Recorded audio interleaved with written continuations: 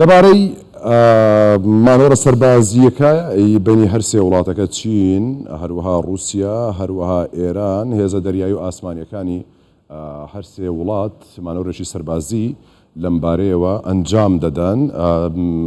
وتەبێژی مانۆرەکە ینی لەمبارەیەوە دەڵێت کە ئەمە لە پێناو بەهێزکردنی پەیوەندی وڵاتەکانە. بۆ گفتوگۆکردن لەسەر ئەم بابەتە دەمەوێت لەگەڵ بەڕێز مەجید حەقی چاودێری سیاسی بەڕێزان لە هێلسینکی فنلەنداوە لەگەڵم دەبێت قسەی لەگەڵ دەکەم وردەکاری لێ وەردەگرم خوێندنەوەی ئەو مەبەستە بزانم ئەمە چۆنە ئەم مانۆرە سەربازیە. بەڕێز حەقی سڵاوت لێبێت، چۆنی تێدەگەی لەم مانۆرە سەربازیە؟ لە ڕاستیدا ئەمە یەک مانۆر نییە کە لە نێوانی ئێران و چین و رووسیا پێکاتون لە یەکەم جاردا 4 ساڵ لەمەبەر یەکەم مانۆریان پێکەنا، دواتر هەموو ساڵی تقریبا مانۆرێکیان پێکەنا، بەڵام مانۆری ئەم ساڵ جیاوازی لەگەڵ مانۆرەکانی ساڵانی ڕابردوودا لە چەند شت داخوێنێت. یەکمەوەکە بە یەکەم مانۆرە کە دوای دەستپێکی هێرشی داگیرکردنەوەی رووسیا بەسەر ڕان کراوە و هەم ئێران و هەم چینش تاوانبار دەکرێت بەوە کە چەک بە رووسیا دەفرۆشن لە شەڕی دژی ئوکرایندا.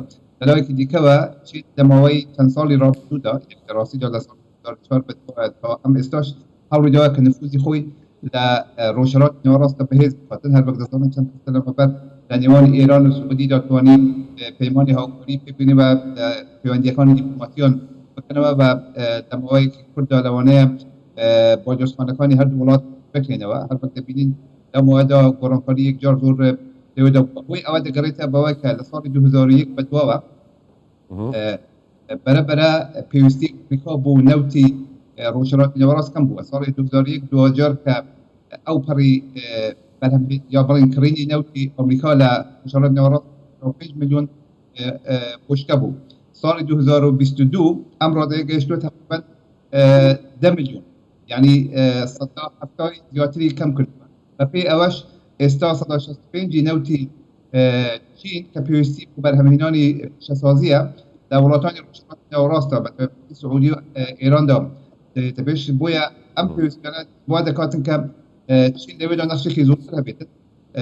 ئێران هەر تازە بووتە ئەندامی پەیمانی شانگهای و لەو پەیوەندیەدا ئێران، چین و رووسیا هەوڵ دەدەن کە پەیوەندیەکانی خۆیان بەهێز بکەن.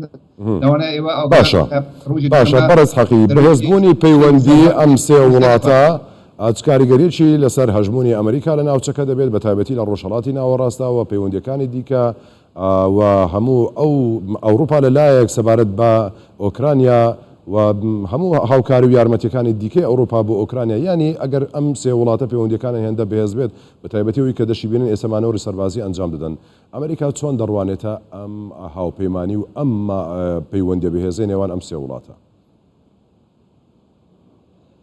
ئەمریکا هەر وەک دەزانن گرنگی خۆی ئێستا لە بەتایبەتی دوای پاشەکشە لە ئەفغانستاندا دەرکەوتووە کە گرنگی ئەمریکا زۆرتر لە ئاسیای دوورە، لە کورەی باکووری، لە ژاپۆن لەو شوێنانەی کە زۆر نزیکی جغرافی لەگەڵ چین هەیە. لە بەرامبەردا بەهۆی ئەو بۆشەیە کە ئەمریکا لە ڕۆژهەڵاتی ناوەڕاست دەبکەنەوە، چین هەوڵ دەدات لە وڵاتانی ڕۆژهەڵاتی ناوەڕاست نزیک بێتن. یەک شتێک کە خاڵی بەرەندەی یا بڵێن خاڵی بەهێزی چین لە پەیوەندی لەگەڵ لە پەیوەندی لەگەڵ وڵاتانی ڕۆژهەڵاتی ناوەڕاست لە بەرامبەر بە ئەمریکا و وڵاتانی ئەوروپادا ئەوەیە کە چین کاری بەوە نییە کە لەوێدا مافی مرۆڤ پێشێت دەکرێت حکوومەتەکانیان دیکتاتۆرن، ئەوان پەرە بە تێرۆریزم دەدەن. ئەوانە کاری پێ نییە، تەنیا بۆی گرنگەکە سەرمایه‌گوزاری لێ هەر وەک دەبینێت زۆر سەرمایه‌گوزاری کردووە. پەیمانی گەورەی لەگەڵ وڵاتانی عەرەبی بەستووە، پەیوانی 25 ساڵە لەگەڵ ئێرانی بەستووە. بۆ هەموو ئەوانە پێویستی بەوەیە کە حضوری نظامی خۆی یا بڵێن حضوری دەشتی لەوێدا هەبێتن.